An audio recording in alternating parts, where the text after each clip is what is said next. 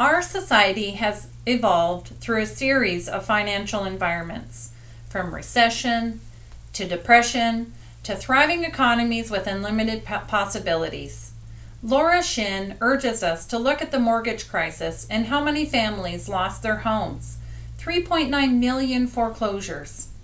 Look at the amount of money, 1.1 trillion that we owe in student loan debt, and the 845 billion that we owe in credit card debt. It's pretty clear that adults don't know much about money. As a child, I recall visiting family members and seeing baggies washed and reused. My mother would be the first to confirm that our family did not have much money to manage. So I didn't learn how to resist the urge to spend the last dollar in my pocket and save it for a rainy day. Finances are very personal, but no matter the ebbs and flows of one's assets, teaching your children to manage money can determine their financial success in the future. I have worked in finance for 7 years, and using the concepts that I have learned, I would like to help educate you so that you can better provide for yourself and generations to follow. If you teach your children good habits today to help them understand how to handle money, that knowledge can help control their behavior in years to come. As a parent, I recommend being honest with your children. There are age-appropriate details that you can include in your message. For example, don't overwhelm your teenager with financial hardships. It could lead to unnecessary stress. Instead, discuss the difference between wants versus needs. Identify social norms and their wants might accommodate and how their wants might accommodate within your budget, perhaps by shopping on the clearance rack. Garvin questions, how should parents explain to their fashion-conscious middle school child? How about teens with dreams of out-of-state college attendance or a new car? Discuss realistic habits that set a budget with your children. Although the percentage of this scenario is low in our society, there are some people that are so wealthy that their concept of money and their concept of reality are skewed. Recently, there was a news story about a 16-year-old in Texas who killed 4 people in a car accident while under the influence. His defense was affluenza, defined as guilt or lack of motivation experienced by people who have made or inherited large amounts of money, by dictionary.com.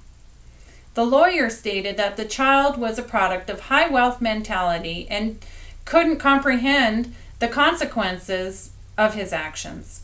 Gregory reports in HuffPost Healthy Living that he was given 10 years probation and therapy, which his family is responsible for paying for. Parents should start teaching their children at a young age, about 3 to 5, and provide visuals for financial lessons like a piggy bank. Parents can set an example of conscious habits. If you clip coupons to save, share your cutting duties with your children. Show your children that items have a cost to them. Discuss their comparison at the store. And if you live on credit card debt, they will perceive that method as normal. Dave Ramsey states that it starts at home. If your parents are up to their ears in credit card debt, it is unlikely that they will be able to teach you anything useful about managing money. The exceptions or expectations of tweens and teenagers can be demanding. If a parent doesn't keep an eye on their purse strings, their savings can be nickeled and dimed to an uncomfortable low.